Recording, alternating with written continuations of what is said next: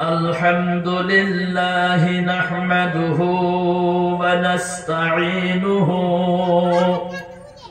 ونستغفره ونؤمن به ونتوكل عليه ونعوذ بالله من شرور أنفسنا ومن سيئات أعمالنا من يهده الله فلا مضل له ومن يضلله فلا هادي له ونشهد أن لا إله إلا الله وحده لا شريك له ونشهد أن سيدنا ونبينا وحبيبنا ومولانا محمد صلى الله تعالى عليه وسلم أما بعد فقد قال الله تعالى في كلامه المجيد وفرقانه الحميد زبان খুলে সকলে আমার সাথে পড়েন আউযু বিল্লাহি মিনাশ শাইতানির রাজীম বিসমিল্লাহির রহমানির রহিম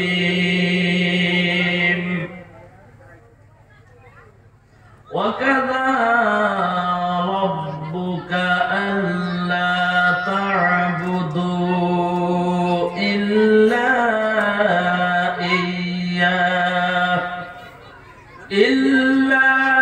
إياه وبالوالدين إحسانا وقال النبي صلى الله عليه وسلم عن ابن مسعود رضي الله تعالى عنه قال النبي صلى الله عليه وسلم أي العمل أحب إلى الله قال الصلاة على وقتها قلت ثم أي قال بر الوالدين أو كما قال عليه الصلاة والسلام وقال النبي صلى الله عليه وسلم أفضل الذكر لا إله إلا الله لا إله إلا الله محبة لا إله إلا الله زور زور لا إله إلا الله لا إله إلا الله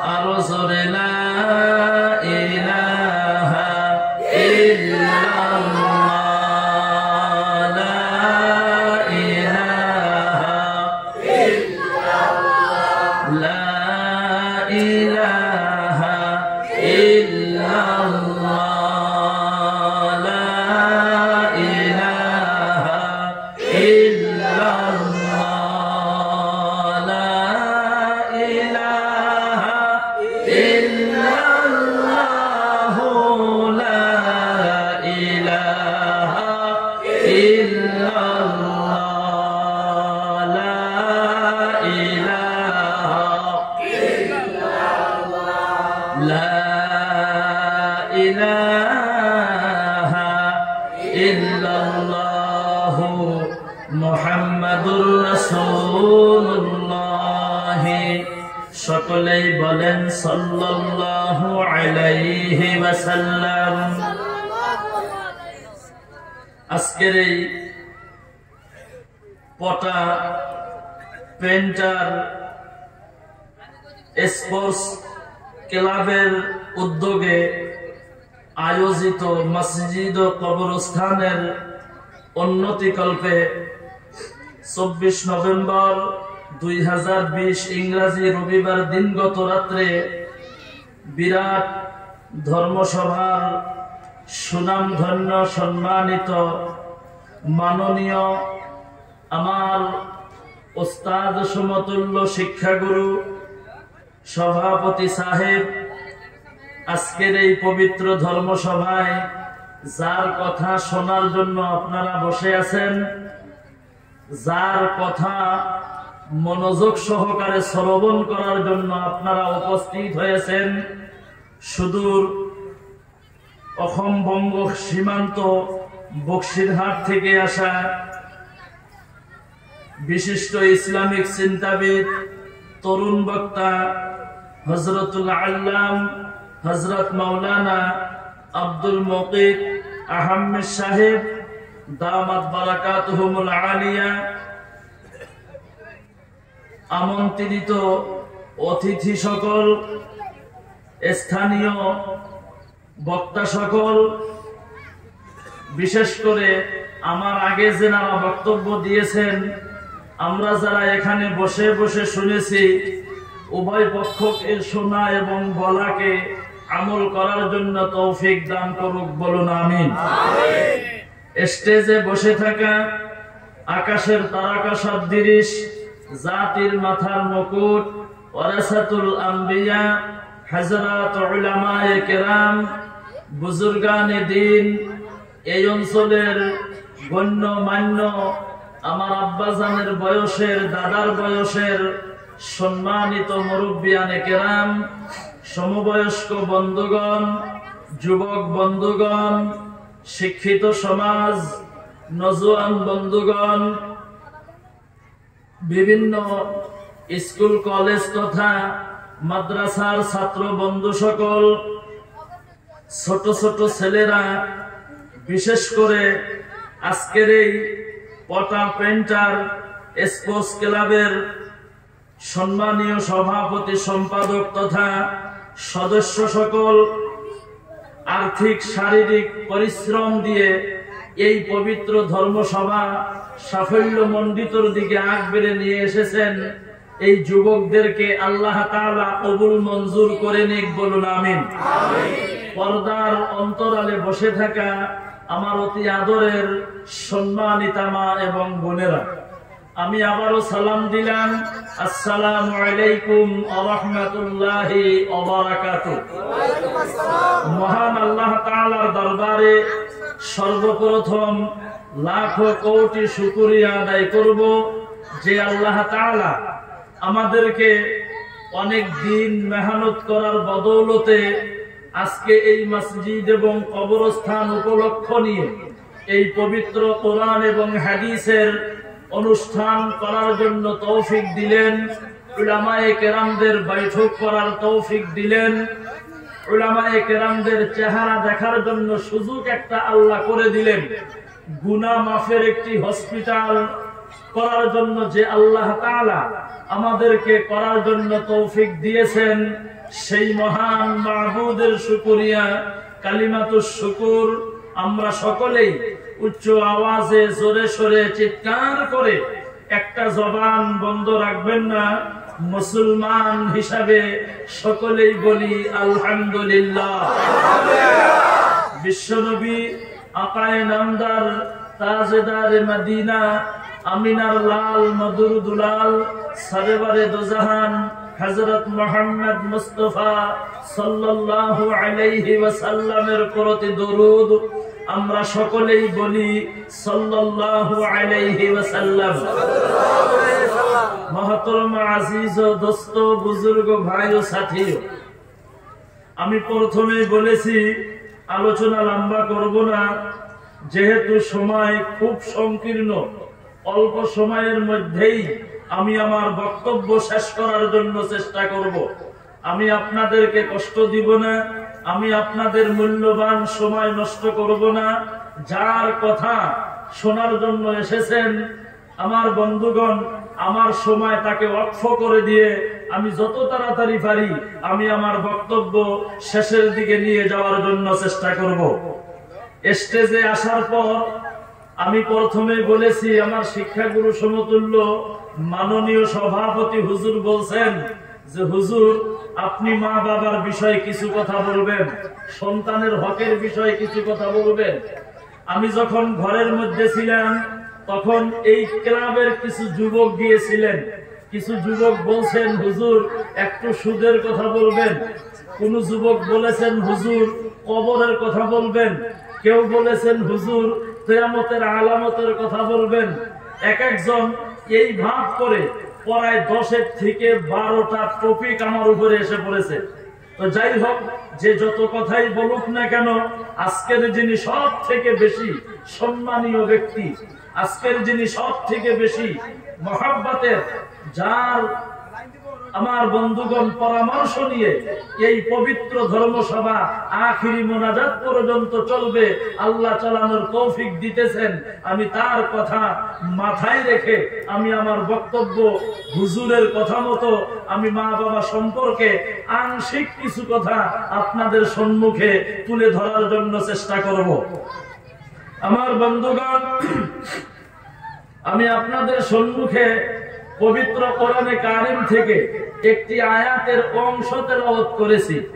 আল্লাহ বলেন, ওয়াকাযা রাব্বুকা আল্লা তা'বুদু ইল্লা ইয়্যাহু ওয়া বিল ওয়ালিদাইনি ইহসানা। একটু জোরে বলুন সুবহানাল্লাহ। আমার বন্ধুগণ, এই আয়াতের অর্থ, আয়াতের মিনিং আমরা যারা সাধারণ পাবলিক আছি এরাও কম বেশি আমরা বুঝি, জানি। বলবেন কিভাবে? আজকাল প্রত্যেকজন ব্যক্তির কাছে অ্যান্ড্রয়েড মোবাইল আছে, কথা বলেন আছে কি নাই? আছে। প্রত্যেকজন বাড়িতে ছেলে হোক মেয়ে হোক, যুবতী হোক যুবক হোক, বুড়া হোক আর বুড়ি হোক, সকলের কাছেই প্রায় 2-4 জন বাদে অধিকাংশ মানুষের কাছে এই মোবাইল আছে। 20,000 টাকা দামের, 10,000 টাকা দামের, 50,000 টাকা দামের, 1 লক্ষ টাকা দামের, এক একজনের কাছে এক এক দামের মোবাইল আছে। আমরা বাড়িতে বসে বসে বলে আমার কাছে অমুক বক্তা ভালো লাগে। কাকে ভালো লাগে? বলে আসামের মধ্যে নগাঁও জেলার একজন বক্তা আছে হবিবুর রহমান বুলবুলি, ওনার বক্তব্য ভালো লাগে। নাইবা চুনারি মাদ্রাসার একজন মুহাদ্দিস আছে মুফতি রকিবুল ইসলাম সাহেব, তার বক্তব্য আমার ভালো লাগে। নাইবা আব্দুল মকিত, আজকের যিনি মুখ্য অতিথি বন্ধুবর হযরত মাওলানা আব্দুল মকিত সাহেবের বক্তব্য ভালো লাগে। অর্থাৎ আপনার কাছে যার বক্তব্য ভালো লাগে আপনি ইউটিউব অন করেন, ওখানে বলুন আমি অমুকের বক্তব্য শুনতে চাই, অটোমেটিক চলে আসে। কথা বলেন আসে কি আসে না? এজরে বলেন আসে না? আসে। আমার বন্ধুগণ, বক্তব্য এখন সামনে রেখেও শোনা লাগে না, আপনি মোবাইলের মাধ্যমেও বক্তব্য শুনতে পারেন, মা বাবার বিষয় শুনতে পারেন, সুদের বিষয় শুনতে পারেন, হালালের বিষয় শুনতে পারেন, হারামের বিষয় শুনতে পারেন, সন্তানের উপরে হক কি শুনতে পারেন, মা বাবার হক কি শুনতে পারেন, জায়েজ না জায়েজের কথা শুনতে পারেন, নামাজের কথা শুনতে পারেন, কোরআন তেলাওয়াতের কথা শুনতে পারেন। এমন কোন বিষয় নাই যে আজকে আপনি এই আধুনিক যুগের মধ্যে, ডিজিটাল ইন্ডিয়ার মধ্যে আপনি মোবাইলের মাধ্যমে এমন কোন বিষয় নাই যে আপনি শুনতে পারেন না। আছে এমন কোন বিষয়? নাই। আমার বন্ধুগণ, সকলে আমরা জানি যে বিষয় আমি আপনাদের সম্মুখে বলবো। আল্লাহ বলছেন, আমি আল্লাহ সিদ্ধান্ত নিয়েছি, আমি আল্লাহ ফয়সালা করেছি। মনোযোগ দিবেন, আল্লাহ কি বলছেন? আমি আল্লাহ সিদ্ধান্ত নিয়েছি, আমি আল্লাহ ফয়সালা করেছি, আমি আল্লাহর ইবাদত করো। কার ইবাদত করো? আরো জোরে বলুন, আরো মহব্বতে বলুন। আল্লাহ নিজেই বলছেন আমি আল্লাহর ইবাদত করো। তার সাথে সাথেই বলছেন ওয়াবিল ওয়ালিদাইনি ইহসানা, তুমি তোমার মা বাবার সাথে ভালো আচরণ করো, ভালো ব্যবহার করো, সৎ ব্যবহার করো, মা বাবাকে তুমি ভালোবাসো। জোরে বলুন সুবহানাল্লাহ। হাদিস শরীফ তেলাওয়াত করেছি। আল্লাহ নবী সাল্লাল্লাহু আলাইহি ওয়াসাল্লামকে প্রশ্ন করা হলো, আইয়ুল আমালি আহাব্বু ইলাল্লাহ, নবী গো আল্লাহর কাছে সব থেকে বেশি মহব্বতের আমল কোনটা? আল্লাহর নবী বললেন, as-salatu ala waqtiha, সময় মতো নামাজ আদায় করা। জোরে বলুন না সুবহানাল্লাহ।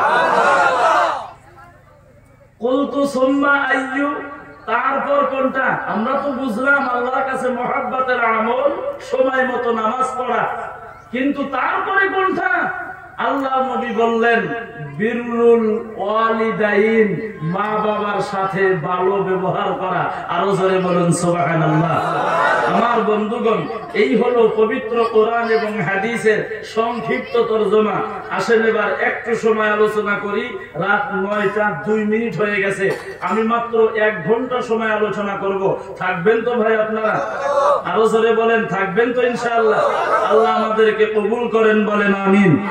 আরো মহব্বতে বলেন আমিন। আমার বন্ধুগণ, পৃথিবীর মধ্যে আমাদের মাননীয় সভাপতি হুজুর সহ, আমি আব্দুল খালিক সহ, আজকের মুখ্য অতিথি সহ, স্টেজের উলামায়ে কেরাম সহ, বাহিরে যারা আছেন সকলকে মিলে এমন কোন ব্যক্তি কোনদিন কেউ বলেছে যে তোমার জন্য যদি অমুক বুজুর্গ হুজুরকে নিয়ে আসো, অমুক আল্লাহওয়ালা ব্যক্তিকে নিয়ে আসো, তুমি তোমার মা বাবার জন্য যদি দোয়া করাও, নাইবা ছেলে সন্তানের জন্য যদি তুমি দোয়া করাও, আল্লাহ তাআলা 100% গ্যারান্টি কবুল করবে? কেউ বলছে না? কথা বলেন, বলছে? প্রত্যেকেই একটা কথা বলেন, আমি যত বড়ই বুজুর্গ হই না কেন, যত বড়ই আল্লাহওয়ালা হই না কেন, আমি আপনার জন্য দোয়া করব, এই দোয়াটা আল্লাহ কবুল করতেও পারে, নাও করতে পারে, কোনো গ্যারান্টি 50-50।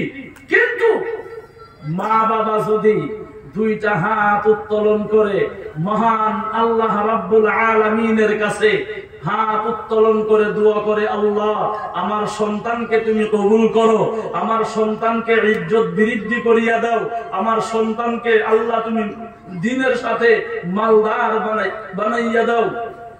মা বাবা হাত তোলার প্রয়োজন নাই, মনে মনে শুধু ভাববে।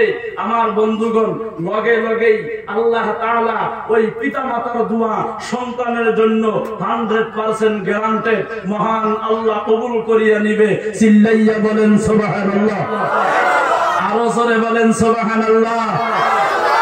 আমার বন্ধুগণ, মুসলমান ভাইরা, আল্লাহর বান্দা নবীর উম্মতের আগো, এবার চলে আসেন, মহান আল্লাহ তাআলা যে বললেন, ওয়াকাযা রাব্বুকা আল্লা তা'বুদু ইল্লা ইয়্যাহু, আল্লাহ যে বললেন ওয়াবিল ওয়ালিদাইনি ইহসানা। প্রথমে আল্লাহ বলেছেন, আমি আল্লাহ সিদ্ধান্ত নিয়েছি, আমি আল্লাহ ফয়সালা করেছি, তোমরা কি করো? আমি মহান আল্লাহ রাব্বুল আলামিনের ইবাদত করো। আমার বন্ধুগণ, প্রশ্ন আসতে পারে, তাহলে ইবাদত কি? প্রশ্ন আসতে পারে না, পারে না গো? ইবাদত কি? আল্লাহ যে বলছেন আমি আল্লাহর ইবাদত করো, তাহলে ইবাদত কি? ইবাদত কাকে বলা হয়? এইটা আমাদের জানার বিষয় আছে। এ বন্ধুগণ আমার, মুসলমান ভাইয়েরা, আল্লাহর বান্দা নবীর উম্মতেরা গো, পৃথিবীর জমিনের মধ্যে আল্লাহ তাআলা যত মাখলুকাত সৃষ্টি করেছেন, তার মধ্যে সর্বশ্রেষ্ঠ মাখলুক হলো ইনসান জাতি। জোরে কন্যা সুবহানাল্লাহ। আমার বন্ধুগণ, আল্লাহ তাআলা যখন জিন জাতিকে সৃষ্টি করেছিলেন জান্নাতের ভিতরে তাদের জায়গা দেওয়া হলো। আমার বন্ধুগণ, ওই জিন জাতিরা যখন আল্লাহর হুকুমকে অমান্য করা শুরু করিয়া দিল, জিন জাতিদেরকে আল্লাহ তাআলা জান্নাতের ভিতর থেকে বাহির করিয়া দিলেন। পরবর্তী সময় আলোচনা লম্বা, আপনারা সকলেই জানেন। আমি সংক্ষিপ্ত বলবো, বুঝে নেওয়ার চেষ্টা করবেন। এ বন্ধুগণ আমার, পরবর্তী সময় মহান আল্লাহ তাআলা আদম জাতিকে বানানোর জন্য সিদ্ধান্ত নিয়ে নিল। আমার বন্ধুগণ, আল্লাহ তাআলা যখন এই আদম জাতিকে বানাইলেন, দুনিয়ার জমিন থেকে মাটি নিয়ে নিল। এ বন্ধুগণ আমার, আল্লাহর ফেরেশতা মণ্ডলীদেরকে পাঠাইয়া দিল। একজন একজন করে সকলকেই পাঠানো হলো। যেমন ধরে নেন, জিবরাইল আলাইহিস সালামকে পাঠানো হলো, জমিন থেকে মাটি নিয়ে আসো, আদম বানাবো। জিবরাইল আমিন জমিনের মধ্যে রওনা হয়ে গেল, মাটি অনুনয় বিনয় করা শুরু করিয়া দিল। এ আল্লাহর ফেরেশতা, আমি মাটিকে দিয়া আদম বানাইবো, ইনসান বানাইবো। যদি তারা গুনার কাজ করে, ভালো কর্ম যদি না করে, আল্লাহর জাহান্নামের আগুনের মধ্যে পোড়া লাগবো। আমি মাটি ওই জাহান্নামের আগুন সহ্য করতে পারবো না, আমাকে তুমি নিও না। আল্লাহর ফেরেশতা ঘুরে গেল, এমন করে করে প্রত্যেকজন ফেরেশতা চলে আসলো। আমার বন্ধুগণ, কেউ মাটি নিতে পারলেন না। সর্বশেষ আমার বন্ধুগণ, যেই ফেরেশতা, ও মুসলমান বন্ধুগণ আমার, পৃথিবীর যত মাখলুকাত আছে, প্রত্যেকটা মাখলুকাতের যিনি জান কবজ করে, তার নামটা কি গো? আরো জোরে বলেন। আজরাইলকে পাঠাইয়া দিল। আজরাইল চলে আসলো মাটি নেওয়ার জন্য।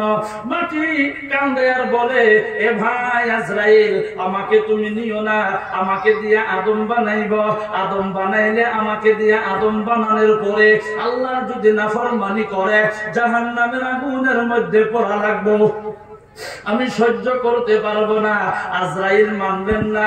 আজরাইল বললেন, তুমি যতই অনুনয় বিনয় করো না কেন, এইটা তো আমি আসি নাই নেওয়ার জন্য, আমাকে হুকুম করা হয়েছে, ওই আল্লাহর হুকুম নিয়ে আমি তোমাকে নেওয়ার জন্য এসেছি।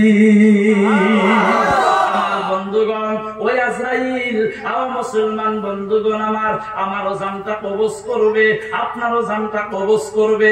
আপনার আমার জান কবজ করার সময় কোনো প্রশ্ন করবে? কথা বলেন না কেন? পারমিশন চাইবো কি? যে পারমিশন দাও, আমি তোমার জানটা নিয়ে যাই, চাইবো পারমিশন? একজন ব্যক্তি পারমিশন চেয়েছিলেন বন্ধু, তিনি হইলেন আমার বন্ধু, আপনার নবী, আমার নবী, নবীদের নবী, কুল কায়নাতের নবী, ফেরেশতাদের নবী, আল্লাহর নবী। চিল্লাইয়া বলেন সুবহানাল্লাহ। মুহাম্মাদুর রাসূলুল্লাহ সাল্লাল্লাহু আলাইহি ওয়াসাল্লামের জান কবজের আগে বন্ধুগণ পারমিশন চেয়েছিলেন। দুনিয়ার মধ্যে কারো পারমিশন চাই নাই। আমার বন্ধুগণ, এই আজরাইল জান কবজের সময় কোনদিন কান্দেন না। জান কবজের সময় বন্ধুগণ কোনদিন কারো অনুনয় বিনয় শুনেন না। কিন্তু বন্ধুগণ আমার, একদিন সাদ্দাতকে আল্লাহ তাআলা ধনাঢ্য ব্যক্তি বানিয়েছিলেন, মালদার বানিয়েছিলেন। তিনি যখন তামাম ধনী হইয়া গেল, অহংকার আসিয়া গেল, দুনিয়ার মধ্যে জান্নাত বানাইলেন। এ বন্ধুগণ আমার, জান্নাতের ভিতরে যখন ঢুকবো, এমন সময়ের মধ্যে আল্লাহ তাআলার হুকুম আসিয়া গেল, এ আজরাইল, আমি তোমাকে হুকুম করলাম, তুমি সাদ্দাতের জান কবজ করিয়া আনো। এ বন্ধুগণ আমার, আজরাইল চলে আসলো, আসিয়া দেখে বিশাল কারবার, ওইখানে এখন প্রবেশ করব। এই সময় আল্লাহ হুকুম করলো জান কবজের জন্য। আজরাইলের অন্তরটা একটু গলে গেল। এ বন্ধুগণ আমার, আজরাইলের অন্তর গলে গেল, চোখের মধ্যে পানি এসে গেল। আল্লাহ ডাক দিয়া বলেন, আজরাইল কান্দো কেন?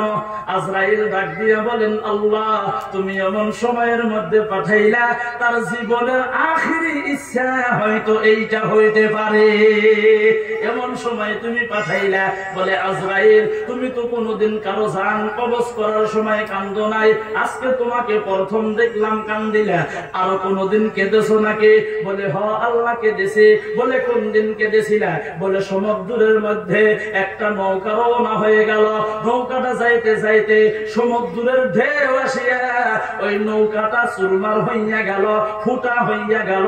সমুদ্রের মধ্যে নৌকার ভিতরে পানি ঢুকিয়া গেল, পানি ঢোকার জন্য নৌকাটা সমুদ্রের মধ্যে চুরমার হইয়া গেল। অনেক মানুষ ওইখানে আসিল, কেউ দুনিয়া থেকে বিদায় হয়ে গেল, কেউ ওই নৌকার তক্তা ধরিয়া বাঁচার জন্য চেষ্টা করতেছে। তার ভিতরে একজন আল্লাহ তোমার বান্দি ছিল, ওই বান্দিটা গর্ভবতী ছিল। আল্লাহ গো, ওই গর্ভবতী মহিলাটা একটা তক্তা ধরে বাঁচার জন্য চেষ্টা করতেছে। আল্লাহ গো, এমন সময়ের মধ্যে আল্লাহ গো তার সন্তান দুনিয়ার জমিনের মধ্যে জন্ম নিয়ে নিল। এমন সময় আল্লাহ তার সন্তান এই দুনিয়ার জমিনের মধ্যে জন্মগ্রহণ করল। মা কি করলেন? ওই সন্তানকে ওই তক্তার উপরে শুয়াইয়া দিল। নদীর ঢেউ, সমুদ্রের ঢেউ ওই সাইডের থেকে একবার আসে, মা তক্তাটা সুন্দর করে ধরে রাখে যাতে সন্তান পড়িয়া না যায়। আর এক সাইডের থেকে আসে, মা সুন্দর করে ধরে রাখে যাতে সন্তান সমুদ্রের মধ্যে পড়িয়া না যায়। আল্লাহ গো, ওই সময়ের মধ্যে তুমি আমাকে হুকুম করে দিলা ওই মহিলাটার জান কবজ করা লাগে। আল্লাহ, ওই সময় আমি চিন্তা করেছিলাম আল্লাহ এটা কেমন হুকুম করলাম, কিন্তু তোমার হুকুম মানতে তো হবেই, কারণ তুমি তো আল্লাহ। সুবহানাল্লাহ, কারণ তুমি তো আল্লাহ, তুমি ছাড়া তো কোনো আল্লাহ নাই, তুমি ছাড়া তো কোনো মাবুদ নাই। আল্লাহ গো, ওই সময় তুমি হুকুম করলা, আমি চিন্তা করেছিলাম এই বাচ্চাটার কি হবে, কিন্তু তোমার হুকুম তো মানতেই হবে। আমি মহিলাটার জানটা কবজ করলাম। আল্লাহ বলেন তারপরে কি হলো? ওই সন্তানের কি হলো? আল্লাহর ফেরেশতা আজরাইল বলেন আল্লাহ আমি তো জানি না তারপরে কি হলো। আল্লাহ ডাক দিয়ে বলেন রে আজরাইল, তুমি একটু মনোযোগ দিয়া শোনো, মনটা কানটা লাগাইয়া খাড়া করিয়া শোনো। তারপরে ওই সন্তানকে আমি আল্লাহ আমার কুদরতের দ্বারাই লালন পালন করেছি, আমি আল্লাহ তাকে কুদরতের দ্বারাই বড় বানাইয়াছি, আমি আল্লাহ তাকে দুনিয়ার মধ্যে সম্পত্তি দিয়া দিলাম, আমি আল্লাহ তাকে মালদার বানাইয়া দিলাম, আমি আল্লাহ তাকে ধনাঢ্য ব্যক্তি বানাইয়া দিলাম। আজকে যিনি জান্নাতের দিকে রওনা হয়ে গেল, এই সাদ্দার অন্য কেউ না, অন্য কেউ না, ওই যে সমুদ্রের মধ্যে যেই মায়ের গর্ভে থেকে জন্ম নিয়েছিল তার মা সমুদ্রের মধ্যে ইন্তেকাল হইয়া গেল। ওই সন্তান হলো আজকের এই সাদ্দার। এ বন্ধুগণ আমার, আজরাইল শুধুমাত্র এই দুইটা সময় কেঁদেছিল, অন্য কোনদিন কান্দেন নাই।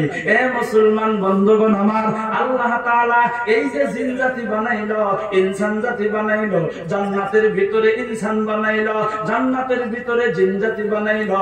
আমার বন্ধুগণ, আল্লাহ তাআলা জিন এবং ইনসান বানানোর পিছনের মূল কারণটা হলো আমার বন্ধুগণ, আল্লাহ পবিত্র কোরআনের মধ্যে বলেন ওমা খালাকতুল জিন্না ওয়াল ইনসা ইল্লা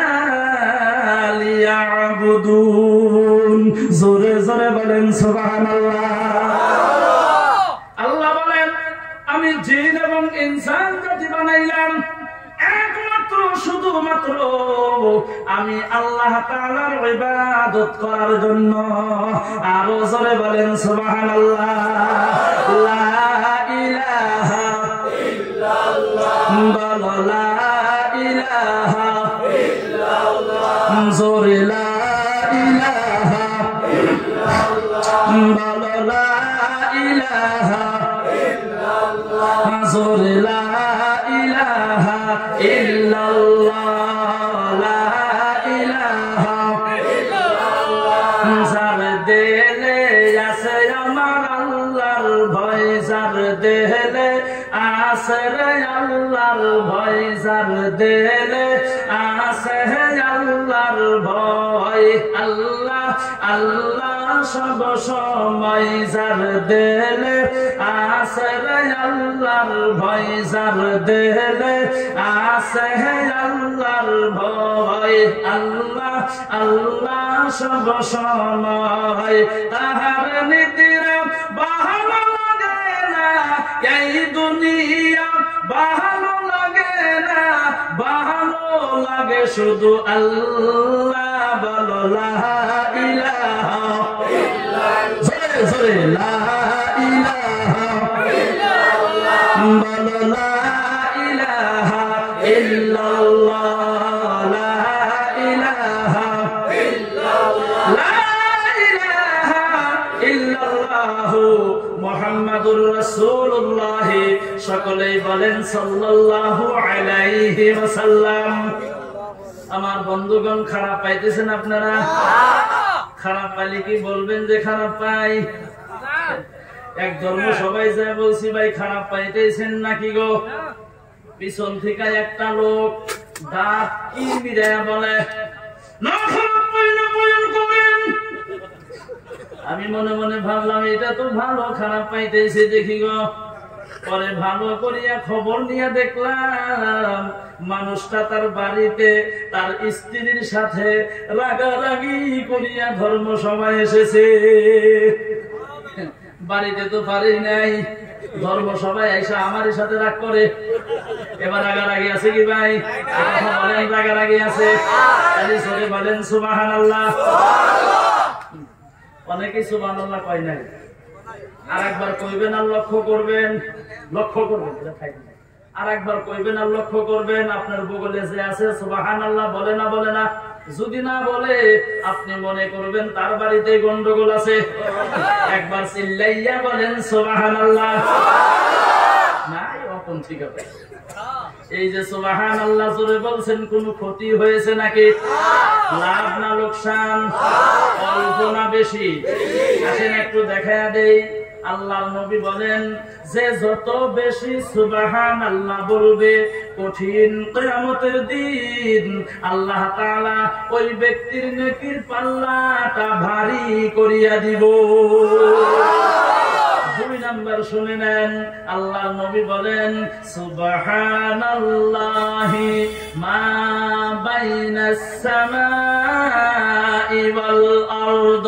বিশ্ব নবী জানাইয়া দিল এই পৃথিবীর জমিনের মধ্যে যদি কেউ একবার সুবহানাল্লাহ বলে আসমান থেকে নিয়ে জমিন পর্যন্ত, জমিন থেকে নিয়ে আসমান পর্যন্ত যতটুকু খালি জায়গা আছে গো আল্লাহ তাআলা ওই ব্যক্তির নামে আমলের মধ্যে নেকি লেখিয়া ভরপুর করিয়া দিব।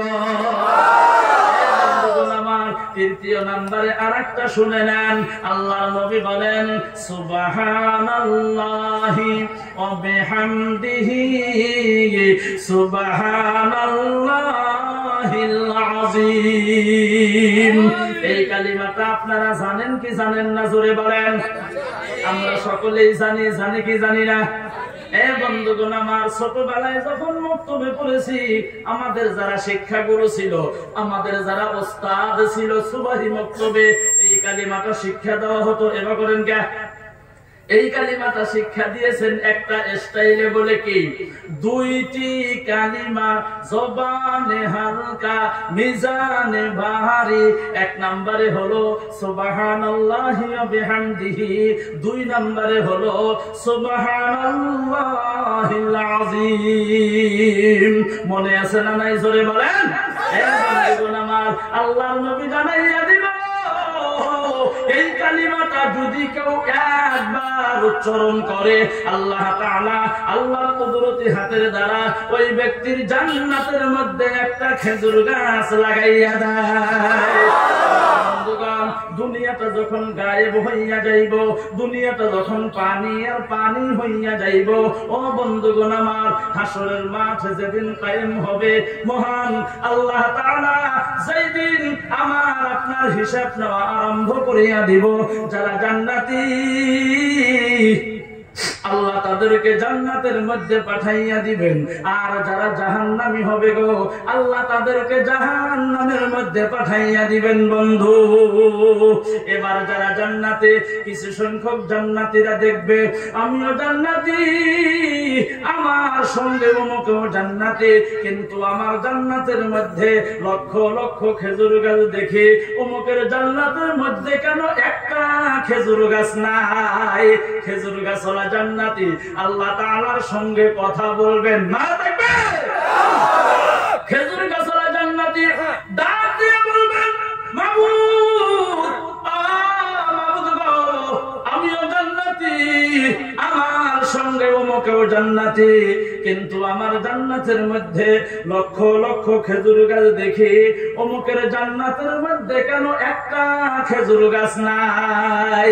খেজুর গাছওয়ালা জান্নাতি আল্লাহ তাআলা ওই খেজুর গাছওয়ালা জান্নাতের সঙ্গে কথা বলবেন, ডাক দিয়া বলবেন রে বান্দা, দুনিয়ার জমিনের মধ্যে আমার রাসূল বলেছিল, দুনিয়ার মধ্যে আমার হাবিব বলেছিল, আমার পবিত্রতা যদি কেউ একবার উচ্চারণ করে, আলোচনা করে, গবেষণা করে, বিশ্লেষণ করে, আমি আল্লাহ আমার কুদরতি হাতের দ্বারা ওই ব্যক্তির জান্নাতের মধ্যে একটা খেজুর গাছ লাগাইয়া দেই।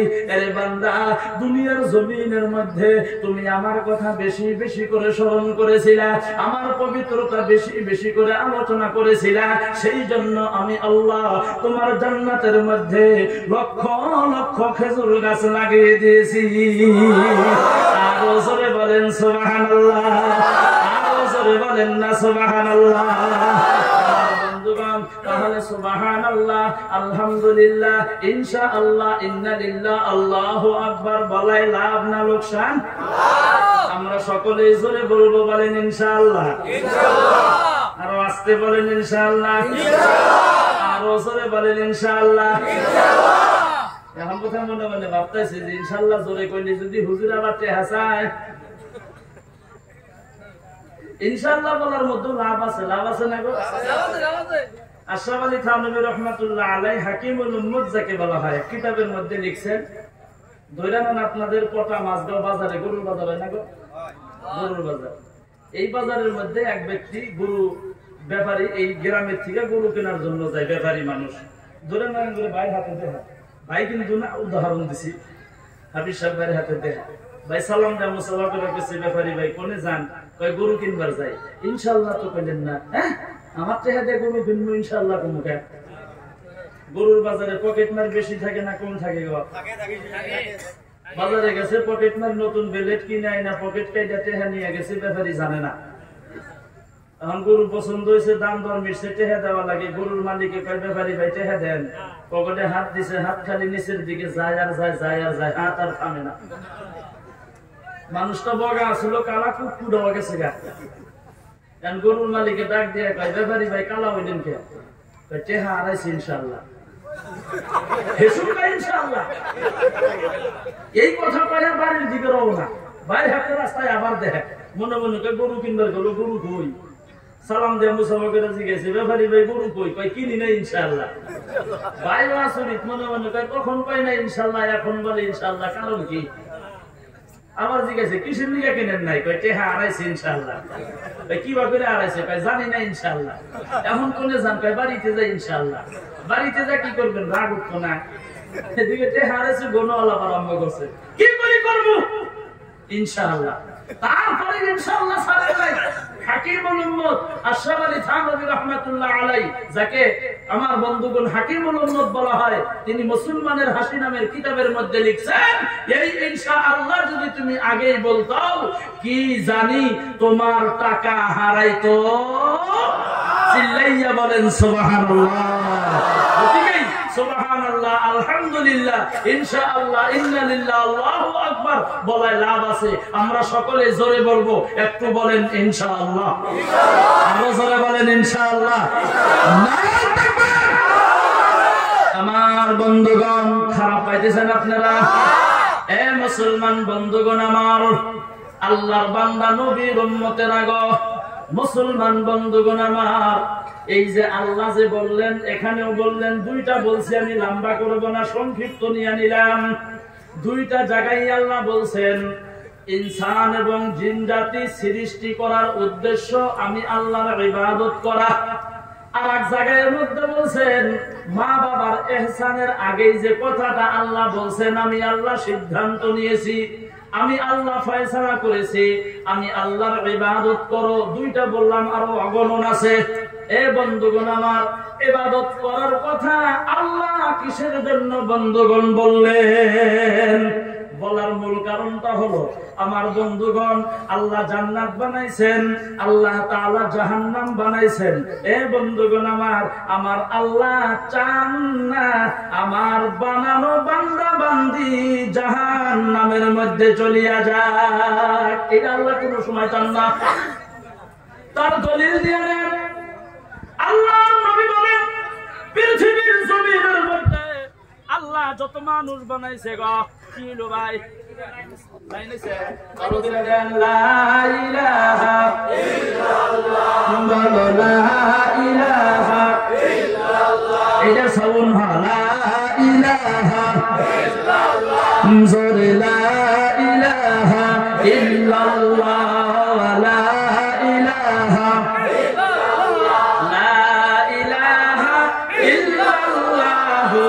মুহাম্মাদুর রাসূলুল্লাহ। সকলেই বলেন সাল্লাল্লাহু আলাইহি ওয়াসাল্লাম। এ বন্ধুগণ আমার, একটু মনোযোগ দিবেন।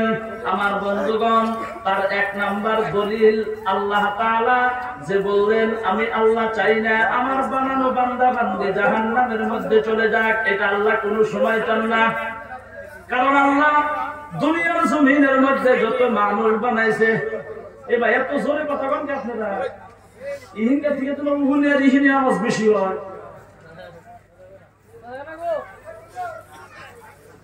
আল্লাহ জানাইয়া দিছেন দুনিয়ার মধ্যে আল্লাহ যত ইনসান বা মানুষ বানাইছে, যারা এসেছিল, যারা আছে, সামনের দিনে যারা আসবে, প্রত্যেকের জন্য আমার আল্লাহ জান্নাতের মধ্যে একটা একটা করিয়া ঘর বানাইয়া রাখছে। জোরে কন্যা সুবহানাল্লাহ। আমার বন্ধুগণ, এবার প্রশ্ন, সকলের জন্যই যদি আল্লাহ জান্নাতের মধ্যে ঘর বানাইয়া রাখলো, আমার বন্ধুগণ, এই যে আমরা কোরআন হাদিসের আলোকে শুনতে পারি, উলামায়ে কেরামদের মুখে শুনতে পারি, নমরুদ, ফেরাউন, সাদ্দাত, হামান, আবু জেহেল, আবু লাহাব, আবু সুফিয়ান, উতবা, সাইবা, এরা জান্নাতে যাইব কি গো? কথা বলেন, জান্নাতে যাইব? এ বন্ধুগণ আমার, আল্লাহ তাহলে এনারা জান্নাতে যাইবে না, এদের জান্নাত আল্লাহ আপনি কি করবেন? আমার বন্ধুগণ, আল্লাহ বলেন নবী উম্মতকে জানাইয়া দেন, আমি আল্লাহ আমার মুমিন বান্দা বান্দীদের উপরে একটা ডিউটি দিয়ে দিলাম, ইবাদত। ডিউটির নাম কি? আরো জোরে বলেন, ইবাদত।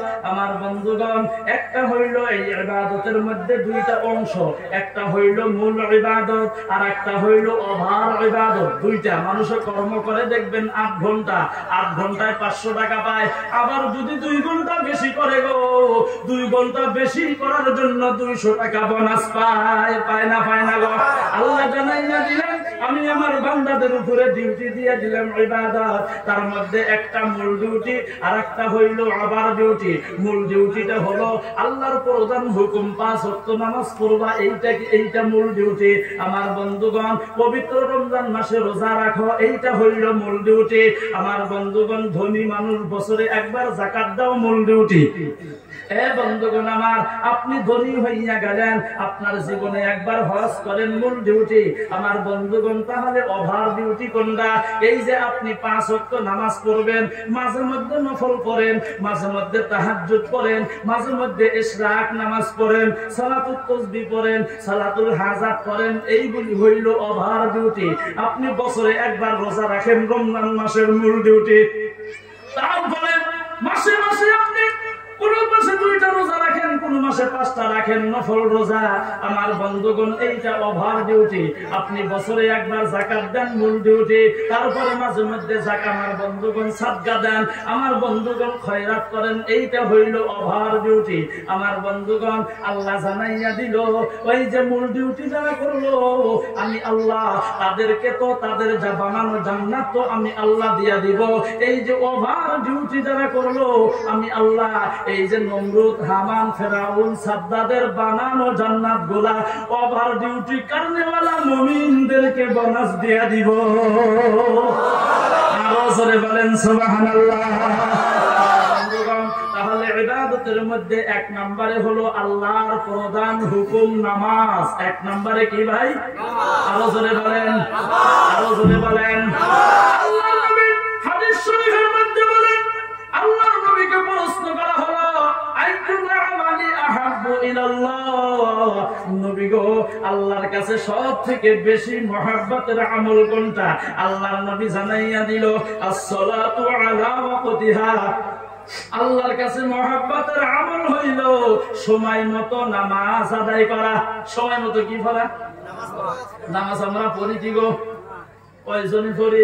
খারাপ পাইবেন না, ক্ষমা চাইলাম। ধর্ম সবাই বসলাম কবরস্থানের উন্নতি কল্পে, যে জায়গার মধ্যে প্রত্যেকজন ব্যক্তি যাওয়া লাগবে, কেউ বলতে পারবে না আমি ওইখানে যাব না। পারবে কেউ? কেউ পারবে না। কিন্তু বন্ধুগণ মাপ চাইলাম প্রথমে, এশার নামাজ কয়জনে পড়িয়ে ধর্ম সবাই বসেছে? হাত তুলেন না, হাত তুলেন না। যদি বলি হাত তোলেন, 2-4 জনে তুলব, অধিকাংশ দেখবেন মাথাটা নিচের দিকে দিয়া এই সিকের মধ্যে খাই যাইব। কথা বলেন, কথা ঠিক কি নয়? এ বন্ধুগণ আমার, মুসলমান ভাইয়েরা, আল্লাহ তাআলা নামাজের হুকুম করলেন। ও বন্ধুগণ আমার, এই নামাজটা আল্লাহ বিশ্ব নবীকে দাওয়াত দিয়া নিয়ে গেলেন মেরাজে। আল্লাহ তাআলার নবীকে 50 ওয়াক্ত নামাজ দিয়ে দিল। লম্বা কথা জানেন আপনারা, আল্লাহর নবীকে বললেন, মুসা নবী কি আনলেন? বলে আমার উম্মতের জন্য 50 ওয়াক্ত নামাজ। বলে পারবো না, কমাইয়া আনেন। কমাইতে কমাইতে 5 ওয়াক্ত রইয়া গেল। আল্লাহর নবী জানাইয়া দিল, এই 5 ওয়াক্ত নামাজ যদি কেউ আদায় করে আল্লাহ 50 ওয়াক্ত নামাজের সওয়াব দিয়া দিব। আমার বন্ধুগণ শুধু তাই না, আরো ঘোষণা দিয়া দিল 5 ওয়াক্ত নামাজ যদি কেউ পড়ে আল্লাহ 5টা পুরস্কার দিয়ে দিব। 1 নাম্বার পুরস্কার, রিজিকের জিম্মাদারি আল্লাহ গ্রহণ করিয়া নিব। 2 নাম্বার পুরস্কার, আমলনামা ডান হাতের মধ্যে দিয়া দিব। 3 নাম্বার পুরস্কার, ফুলসিরাতের রাস্তাটা আল্লাহ বিজুলি আকারে পার করিয়া দিব। 4 নাম্বার পুরস্কার, কবরের আযাব আল্লাহ তাআলা মাফ করিয়া দিব। 5 নাম্বার পুরস্কার, আল্লাহ বিনা হিসাবে জান্নাতে দিয়ে দিব। আমার বন্ধুগণ, তাহলে নামাজ পড়া দরকার আছে না নাই? বা আল্লাহ বলেন আছে না নাই? তাহলে আমরা সকলেই পড়বো, ধরে বলেন ইনশাআল্লাহ। আমরা সকলেই পড়বো বলি ইনশাআল্লাহ। কয়দিন? সপ্তাহে না ডেইলি? ডেইলি। এ বন্ধুগণ আমার, কিন্তু নামাজটা মানুষ পড়াও জানে না। অনেক মানুষ আছে নামাজ জানে না, আছে না? আমরা এখানে এক মসজিদে ইমাম সাহেব নামাজ পড়াইতেছি, সবাই লাইন গেছিল না গো? লাইন গেছিল না? কথা কয় না। লাইন গেছিল না? লাইন গেছিল। নামাজ পড়াইতেছি, ইমাম সাহেব নিয়াত বান দিছে, সূরা ফাতিহা পড়তেছে, আলহামদুলিল্লাহি রাব্বিল আলামিন আর রহমানির রহিম মালিকি ইয়াউমিদ্দিন ইয়্যাকা না'বুদু ওয়া ইয়্যাকা নাস্তাঈন পড়তেছে। পড়তে পড়তে হঠাৎ করে লাইন গেছে গা। লাইন যায় না? এই লাইন গেছে গা। এক মুক্তাদি ফট করে নামাজের মধ্যে থেকে কয় কি, হ্যাঁ মানে লাইন গেছে গা। কথা কর, নামাজের মধ্যে হ্যাঁ বলি নামাজ হবো লাইনে। হ্যাঁ দুপুরে এক ধর্মসভায় গেছি, মাগরিবের আযান দিছে, বললাম তুই জামাতের নামাজটা পড়েই নেই। 1 রাকাত গেছে গা, 2য় রাকাত পাইছি। যার বলে দাঁড়াইছি রমজান সাত পর এক যুবক, নিয়াত বান্ধিছি, কিরিং কিরিং ফোন বাজে। আমি বললাম আমারটাই বাজে নাকি। ফট করে পকেটের থেকে ভাই করে রিসিভ করে কয়, হ্যালো নামাজে আছি, পরে নাই নামাজে কথাটা। বগলে যারা আসলে খল্লত করে আইসা দিছে। আমারও তো আশা আছে, এখন আমি যদি আসি মাসে করবো বক্তা আসে। চেষ্টা খুব করলাম মাসমুনা, কিন্তু রহামারি নাই, বাড়া গেছে। কেউ পাই নাই, পরিস্থিতি বাধ্য করছে। নামাজের মধ্যে কথা কয়, নামাজটা কিভাবে পড়া লাগে জানে না, জানে না। কত মানুষের দেখবেন আত্তাহিয়াতুল শুরুতে বসে যে আশহাদু আল্লা ইলাহা ইল্লাল্লাহ আঙ্গুল উঠায় নামায় না গো, কথা কয় না, উঠায় নামায় না। কত মানুষ দেখবেন আশহাদু আল্লা ইলাহা ইল্লাল্লাহ কয়ের আঙ্গুলে এটা করতেই থাকে, মনে করে সেও বেশি স্টার্ট দিছে, এবার করতে থাকে বন্ধ বন্ধু। আমার বন্ধুগণ, নামাজটাও পড়া ভালো করিয়া জানে না, গতিকে নামাজ দরকার আছে না গো। নামাজ যদি শিখতে চান ধর্ম সবাই হবো না, এটা আমার কমেন্ট করলাম, ধর্ম সবাই হবো না। কারণ এখানে বক্তারা বুকবো, শুননেওয়ালা শুনবো, লাস্টে দোয়া করে যাইতে গেলে খিচুড়ি খাইবো, গলায় ঠেকবো, পানি গিলা খাবো, পানির হাতে হাতে সব খাওয়া লাগবে, বাড়ি পর্যন্তই যায় না সভা। ইহিনে খালি পয়সা গল্প করবো, কালকে দেখবেন ধর্ম সভার কথা, চার দোকানে বসে গল্প করবো। বাহ, বক্সিরহাট থেকে যারা বক্তায় ছিল গো, মুখ্য অতিথি আব্দুল মকিদ ভাই, বা যারা বক্তা গো, হাই রে কহারে চার দোকানদার কয় ভাই আমি তো দোকানদার ব্যস্ততা নিয়ে যাইতে পারি না। কি কইছে? ওই যারা কলা পারে না কইছে কি কয়, হাই রে কলা পারে গো, কি কইছে অল্প কও, এই যারা কইছে না কইছে কি হেডে কো, তাই ভাষায় প্রকাশ করা যায় না, তার মানে একটা মনে নাই, এটা বাস্তব, ভাষার জন্য বলি নাই, এটা বাস্তব বলছি। গলার সুর যদি ভালো হয় তাহলে আমার কাছে বক্তা ভালো, গলার সুর যদি ভালো না হয় এটা বক্তা হইল না। ভাই বাসকান্দি হুজুর রহমাতুল্লাহ আলাইহি ছিল, বর্তমানে আমাদের ইয়াহিয়া হুজুর আছে, গোবিন্দপুর সাইদ আহমদ হুজুর আছে। এনারা যদি কোন জায়গায় যায় এরা কোনো সুর দিয়ে বয়ান করে না, হাসি মজাক ঠাট্টা তামাশা করে না, এরা যে নরমালি কথা বলেন, তারপরে মানুষ এনাদের পিছনে মাছির মতো ভিন ভিন ভিন ভিন করে, ঠিক কিনা কর। আর আমরা সুর দিয়া বয়ান দেই, হাসি আবার কান দিই, তারপরে মানুষ শুনতে চায় না। কারণ কি জানেন, ওনাদের ভিতরে যেটা ছিল আমাদের ভিতরে সেটা নাই। মানে বক্তাও যেমন শ্রোতাও তেমন, এখলাস উঠে গেছে গা, তাই না হুজুর? এখলাস উঠে গেছে গা। গতিকে বন্ধুগণ, ধর্ম সবাই বসে গেলে নামাজের কথা পড়া লাগবে, এটাই শুনবেন, পর্দা করা লাগবে শুনবেন, সুদ খাওয়া যাবে না খালি শুনবেন। কিন্তু হিকমার দিকে যদি চান, শেখার জন্য যদি ইচ্ছা আগ্রহ আছে, দুইটা জায়গা, একটা কওমি মাদ্রাসায় যান আর একটা আপনি তাবলীগ জামাতে যান, দুইটা রাস্তা আছে শেখার জন্য। 3 দিনকার নেশাবে যাইবেন, কমসে কম আত্তাহিয়াতুল শিক্ষা দিয়ে আবার কবতালি কও, কহারেন না আবার শিখাইবো কও, আবার পারেন না আবার শিখাইবো, তারপরে কব কও। শুদ্ধ না হওয়া পর্যন্ত, যতটুকু আমি সব জানে, শুদ্ধ না হওয়া পর্যন্ত আপনি শিখাই থাকবো। ধর্ম সবাই কেউ শিখাইছে কি গো আত্তাহিয়াতুল্লাহ কোন কইছে কি ধর্ম সভা করেন আলহামদুলিল্লাহ, কারণ আমরা সভা করি, এটা যদি বন্ধ করেন আমরা কি করবো? সভা করেন ভালো, ফজিলত আছে, রহমত আছে, বরকত আছে, আলহামদুলিল্লাহ। কিন্তু সবার সাথে সাথে আপনি 3 দিন নেশাবে যান, মসজিদে ইমাম সাহেবের সাথে সম্পর্ক রাখেন, আলিম উলামাদের সাথে সম্পর্ক রাখেন, নামাজ শেখেন, ওযু শেখেন, গোসল শেখেন। ওযু জানে না? আমি 3 দিনকার নেশাবে গেছিলাম, কয়টা কলেজের স্টুডেন্ট নিয়ে, পেশাব পায়খানা করে এসে ওযু করে, আগে পাও ধোয়। বললাম কি করো? কয় পাও ধুই। কে ওযু করো? ওযুই তো করতেছি। বললাম পাও দাও কাকে? কয় তলের থেকে উপরে উঠে। ওযু করে তলের থেকে উপরে ওঠে, এটা বাস্তব বলছি ভাই। গতিকে নামাজ ওযু দরকার আছে, কথা বলেন আছে না নাই? আরো জোরে বলেন আছে না নাই? আমি এই কথাই এই পর্যন্ত রাখলাম। 2 নম্বরে আসে, নামাজের পরে পরে আল্লাহর নবী বলেন যে আল্লাহর কাছে মহব্বতের আমল হইল আল্লাহর কাছে সময় মতো নামাজ পড়া। সময় মতো কি পড়া? আমরা সকলে সময় মতো নামাজ পড়বো তো ভাই? সকলে হাত তুলে দেখান তো, নারায়ে তাকবীর, আল্লাহ কবুল করেন, বলেন আমিন। নামাজের পর সাহাবা প্রশ্ন করলেন, হুজুর তারপরে কোনটা আল্লাহর কাছে মহব্বতের আমল? আল্লাহর নবী বললেন বিররুল ওয়ালিদাইন, মা বাবার সাথে ভালো ব্যবহার করা, সৎ ব্যবহার করা। জোরে বলেন না সুবহানাল্লাহ, আরো জোরে বলেন সুবহানাল্লাহ। আমার বন্ধুগণ, হাদিসের মাফহুম, হাদিসের মধ্যে পাওয়া যায় বিররুল ওয়ালিদাইন আফদালু মিনাস সালাতি ওয়াস সাওমি ওয়াল উমরাতি ওয়াল হজ্জি ওয়াল জিহাদি ফি সাবিলিল্লাহ। সিল্লাইয়া বলেন সুবহানাল্লাহ। আল্লাহর নবী ঘোষণা দিয়ে দিল, তুমি যদি তোমার মা বাবার মুখ থেকে এতটুকুন হাসি ফুটাইতে পারো, কথা বোঝা যায় ভাই? তুমি তোমার মা বাবার মুখ থেকে এতটুকুন হাসি যদি তুমি ফুটাইতে পারো, তোমার ক্যাপাসিটির মাধ্যমে যেভাবেই পারো সেটা তোমার ইচ্ছা, তোমার ক্যাপাসিটি। এ বন্ধুগণ, আমার ক্যাপাসিটি কিভাবে করবেন? আপনি মাছগাঁও বাজারে গেলেন, বাড়ির জন্য মাংস কিনলেন, চাউল কিনলেন, ডাল কিনলেন, সবজি কিনলেন, কাপড় চোপড় কিনলেন, বাজার করা সমস্ত কিছু বন্ধুগণ শেষ হইয়া গেল। এ বন্ধুগণ আমার, সর্বশেষে বাড়ির দিকে রওনা হইয়া গেলেন। আমার বন্ধুগণ, পকেটের মধ্যে হাতটা ঢুকাইয়া দেন, পয়সা নাই, শেষ হইয়া গেছে। মাত্র 2 টাকা 3 টাকা পকেটের মধ্যে আছে। ওই 2 টাকা 3 টাকা দিয়ে রে বন্ধু, আপনি একটা দোকানের মাধ্যম থেকে একটা আপেল কেনেন, নাইবা একটু 2-4-5টা আঙ্গুর ফল কেনেন, নাইবা 1 প্যাকেট চানা কেনেন, নাইবা 5 টাকা দিয়ে একটা প্যাকেট বিস্কুট কেনেন। ওই চানা বিস্কুট নাইবা আপেল কমলা বাড়িতে নিয়ে আসেন। বাড়িতে আসার পর আম্মা জানের হাতের মধ্যে দিয়ে দেন। আম্মা জানের হাতের মধ্যে দিয়ে আপনি বলেন, মা ও মা গো, এইটা আমি শুধুমাত্র তোমার জন্য নিয়ে এসেছি, অন্য কারোর জন্য আনি নাই।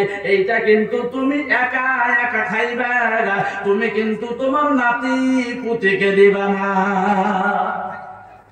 এই কথা বলে আপনি রওনা হন। মা মুখের মুস্কি হাসি মারিয়া বলবে, আমার পাগল ছেলে গো, আমি কি আমার নাতি পুতিকে ছাড়া খাইতে পারবো নি? কথা কোন ঠিক কিনা?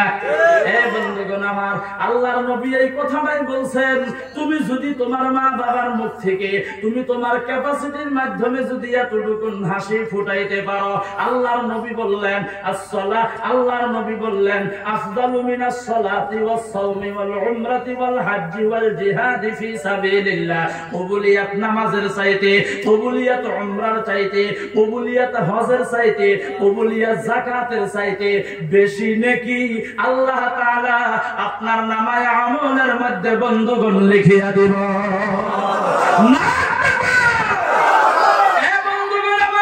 কিন্তু দুনিয়ার জমিনের মধ্যে প্রথম জামানায় যেই মা সন্তানের জন্য দোয়া করলে আল্লাহ তাআলা ডাইরেক্ট কবুল করিয়া নেয়, যেই মা সন্তানের জন্য বদদুয়া করলে আল্লাহ ডাইরেক্ট কবুল করিয়া নেয়। আমার বন্ধুগণ,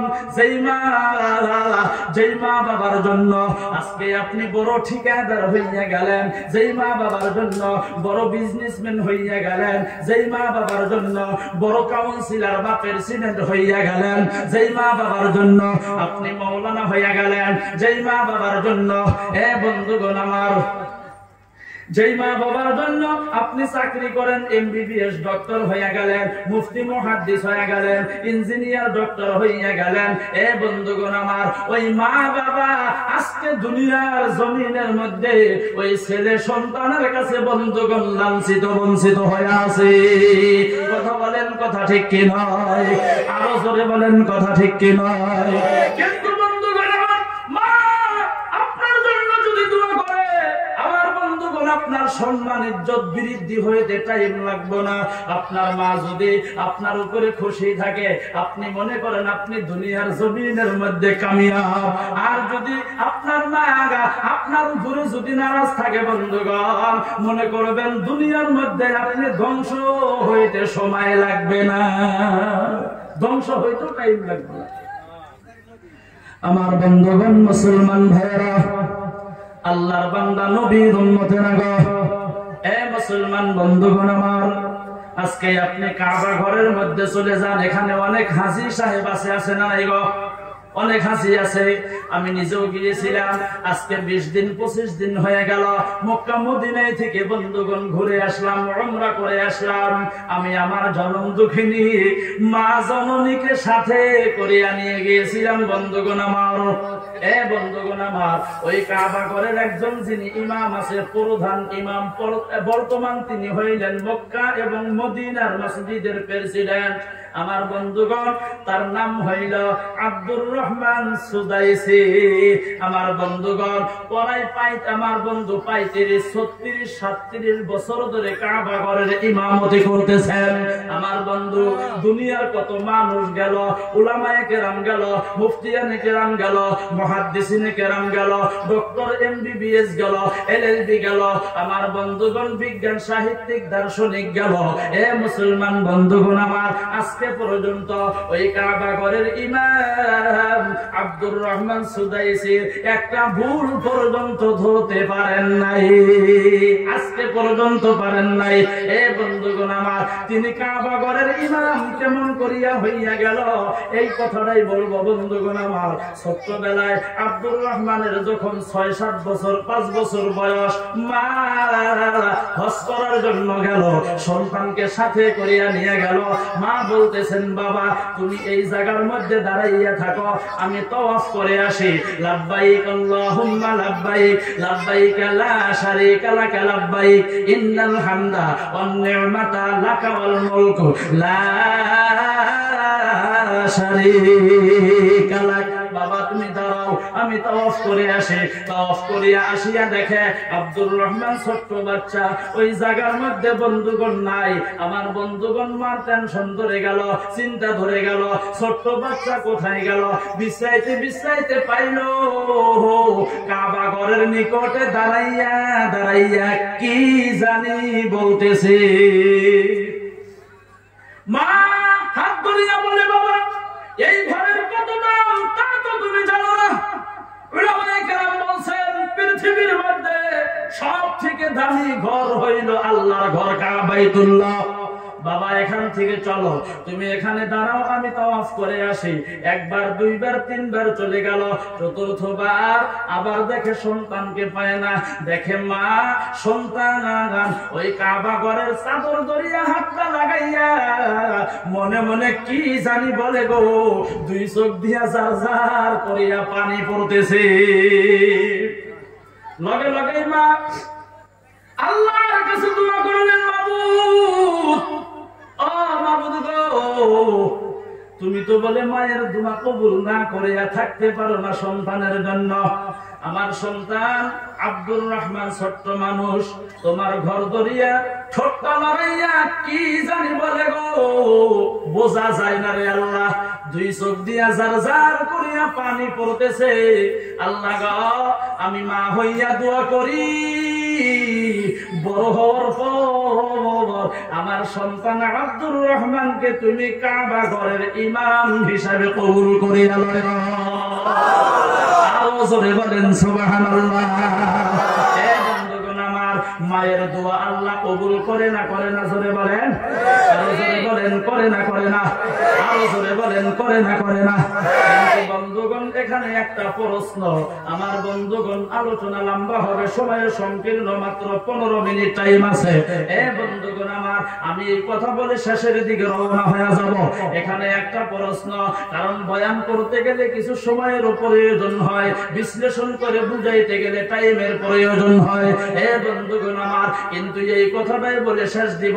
আপনারা জ্ঞানী মানুষ, আপনারা সকলেই জানেন, বোঝেন। আমি ইঙ্গিত দিব, ইশারা দিব, পূর্ণাঙ্গ বুঝে নেওয়ার চেষ্টা করবেন বন্ধুগণ আমার।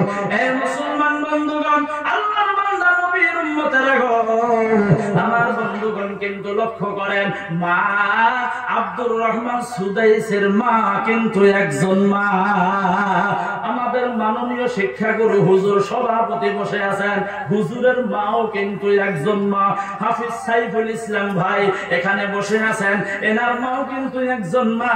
আমার বন্ধুগণ, আপনাদের মদিনা মসজিদের ইমাম সাহেব হাফিজ সাহেবের মাও কিন্তু একজন মা। আজকের দিনে মুখ্য অতিথি আমার বন্ধুগণ, বন্ধুগণ হযরত মাওলানা আব্দুল মজিদ আহমেদ সাহেব, আমার বন্ধু, তার মাও কিন্তু একজন মা, আমার মা কিন্তু একজন মা। আমার আগে এখানে ছোট্ট বাচ্চা একজন বক্তব্য দিয়েছেন, মাদ্রাসায় পড়তেছে, তার মাও কিন্তু একজন মা। আমার বন্ধু লক্ষ্য করেন, তাহলে আব্দুর রহমান সুদাইসির মা কেমন মা ছিল, আমার মা কেমন মা, যেই মায়ের গর্ভে থেকে দুনিয়ায় জমিনের মধ্যে এসে আজকে আমি আব্দুল খালিক আপনাদের সম্মুখে পবিত্র কোরআন হাদিসের কথা বলার জন্য চেষ্টা করতেছি। আমার বন্ধুগণ, হুজুরের মা কেমন মা? আমার বন্ধু, আজকে সবার মধ্যে সব থেকে পাওয়ারফুল যদি কেউ আছে, মাননীয় সভাপতি। আমি বক্তব্য দিতেছি, হুজুর ইচ্ছা করলে এক্ষুনি আমার বক্তব্য বন্ধ করিয়া দিতে পারে। কথা বলেন, পারে না? পারে না? আল্লাহ এত সম্মান কেন দিলেন? আল্লাহ এত ইজ্জত কেন দিলেন? আল্লাহ এত সম্মান বৃদ্ধি কেন করলেন? আমার বন্ধু, আমি হুজুরের অতীত জানি না, কিন্তু একটা কথা আমি গ্যারান্টি দিয়া বলতে পারবো, এত সম্মান ইজ্জত বৃদ্ধি হওয়ার পিছনের মূল কারণটা হইল হুজুরের পিছনে হুজুরের মা বাবার দোয়া আছে। কথা বলেন, কথা ঠিক কিনা? আমার বন্ধুগণ, উলামায়ে কেরাম যারা আছেন, এনাদের পিছনে এনাদের মা বাবার দোয়া আছে। আপনি ধর্মসভায় বসেছেন বন্ধুগণ আমার, এর চাইতে হয়তো অনেক মানুষ দোকানের মধ্যে আছে। কথা বলেন, আছে না নাই? এই আরো জোরে বলেন, আছে না নাই? আমার বন্ধুগণ, তারা আসতে পারে নাই, আপনি আসতে পারলেন, কারণ কি জানেননি? মূল কারণটা হইল আপনার পিছনেও আপনার নিশ্চয় মা বাবার দোয়া আছে। আমি মাস্টারদি হুজুর রাহমাতুল্লাহ আলাইহির জীবনী স্টাডি করেছি।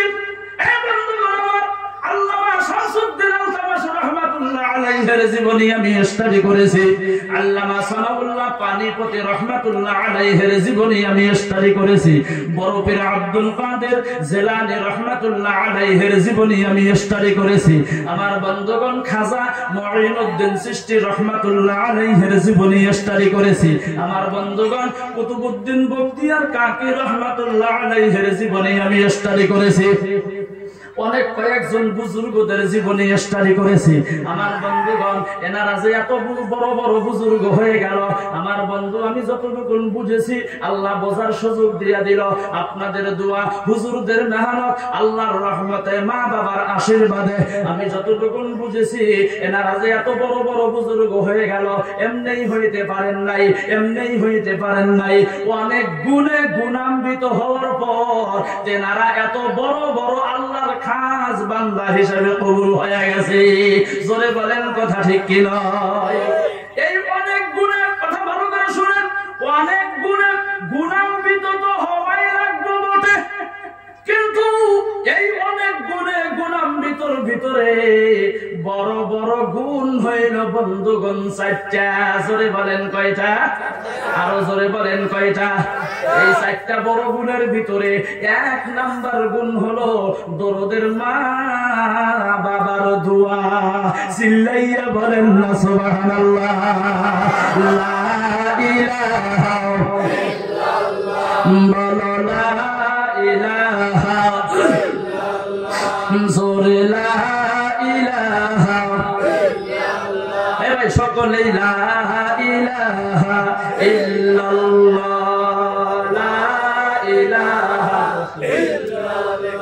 বলো লা ইলাহা ইল্লাল্লাহ, জোরে লা ইলাহা ইল্লাল্লাহ, বলো লা ইলাহা ইল্লাল্লাহ। হাতে করো হাতের কাম, পায়ে করো পায়ের কাম, হাতে করো হাতের কাম, পায়ে করো পায়ের কাম।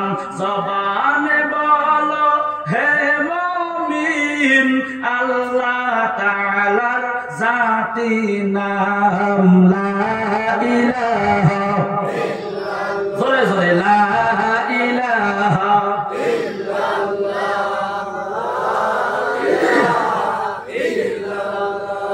বলো লা ইলাহা ইল্লাল্লাহ, লা ইলাহা ইল্লাল্লাহ, লা ইলাহা ইল্লাল্লাহ, মুহাম্মাদুর মুহাম্মাদুর রাসূলুল্লাহ সাল্লাল্লাহু আলাইহি ওয়াসাল্লাম।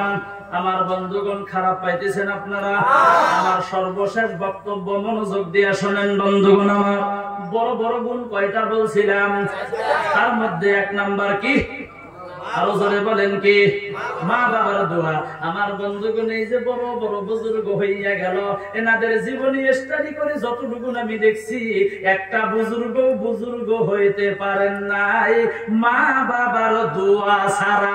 জোরে কল্লা সুবহানাল্লাহ।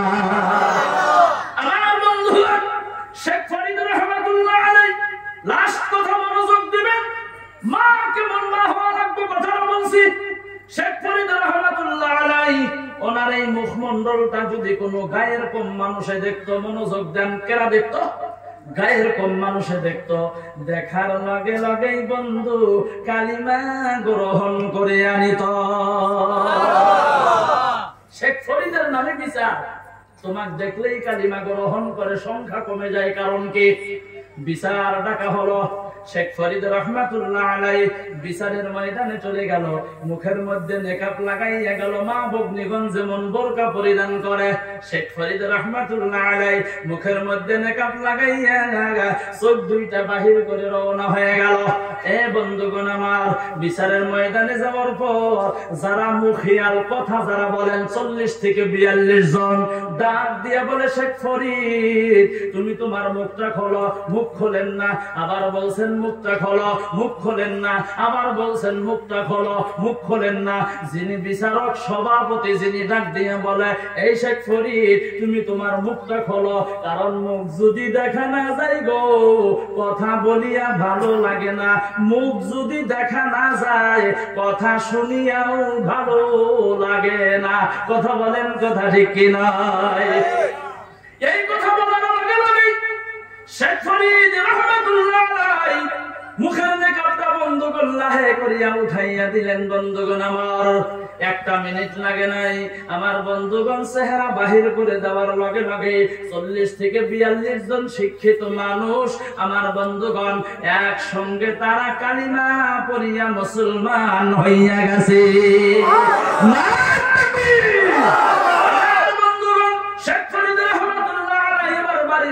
চলে গেল। মা ভগ্নীগণ মনোযোগ দিবেন।